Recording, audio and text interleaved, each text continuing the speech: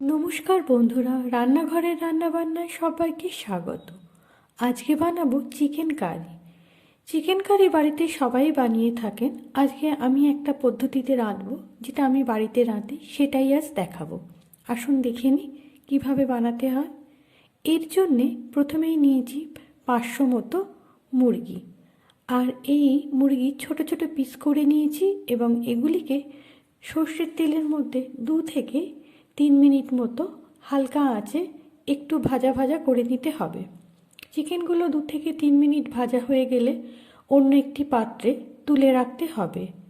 আর ওই চিকেন ভাজার তেলের মধ্যেই আমি দিয়ে দেব বড় বড় করে রাখা আলু। এখানে আমি 4 পিস মতো আলু দিচ্ছি। আর এর মধ্যে সামান্য একটু নুন দিয়ে দিচ্ছি, যাতে তাড়াতাড়ি আর ভালো নরমভাবে ভাজা হয়ে যায়। আলুগুলো ভাজা হয়ে গেলে একটি পাত্রে আমি তুলে রাখব।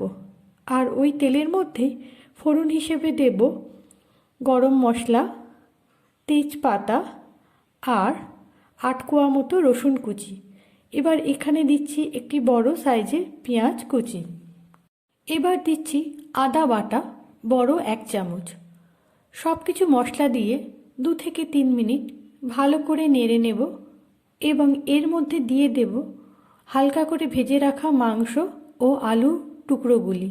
এগুলো সব দিয়ে নাড়াচাড়া করে ঢাকা দিয়ে রাখবো 2 থেকে 3 মিনিট।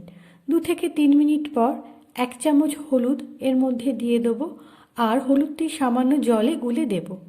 এরপর আমি দিচ্ছি এতে চিকেন মশলা। এখানে আমি সানরাইজের চিকেন মশলা দিচ্ছি, আপনারা অন্য কিছুও দিতে পারেন। এই চিকেন মশলা আমি এখানে প্রায় 1.5 চামচ মতো দিয়েছি। আর দিচ্ছি কাশ্মীরি লঙ্কা গুঁড়ো প্রায় 1 চামচ মতো।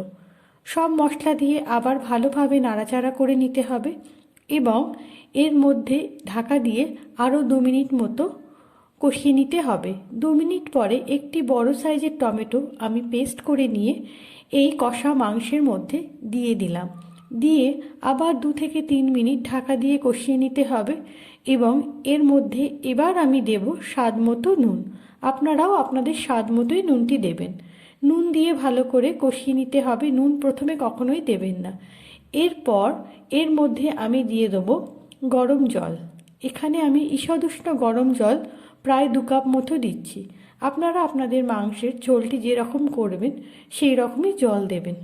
যেহেতু এটি চিকেন কারি হবে, তাই ঝোলটি একটু ঘনর দিকেই হবে। এরপর ঢাকা দিয়ে এটি 5 থেকে 7 মিনিট ফুটতে দিতে হবে।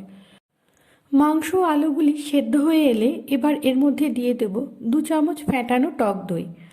আর এই টক দইকে ব্যালেন্স করতে দেব 1 টেবিল স্পুন চিনি। সব কিছু দিয়ে ভালো করে নাড়িয়ে চাড়িয়ে নিতে হবে এবং এই সময় কিন্তু গ্যাসের আঁচ কম রাখবেন। এবার এর মধ্যে দিয়ে দিচ্ছি আমি 2 খানা কাঁচা লঙ্কা। এখানে আমি গোটা দিচ্ছি, আপনারা ইচ্ছে হলে চিড়েও দিতে পারেন। আর নামানোর আগে দিচ্ছি সামান্য গরম মশলা। সব দিলে আমার চিকেন কারি একদম তৈরি। ঢাকা দিয়ে 2 মিনিট রাখলাম। এবার করব সার্ভ। দেখুন তৈরি হয়ে গেছে আমাদের একদম সুন্দর চিকেন কারি। দেখতেও যেমন সুন্দর হয়েছে, এর স্বাদ দিয়েও হয়েছে অসাধারণ। কেমন লাগলো রান্নাটি জানালে ভালো লাগবে। সবাই ভালো থাকবেন, সুস্থ থাকবেন। নমস্কার।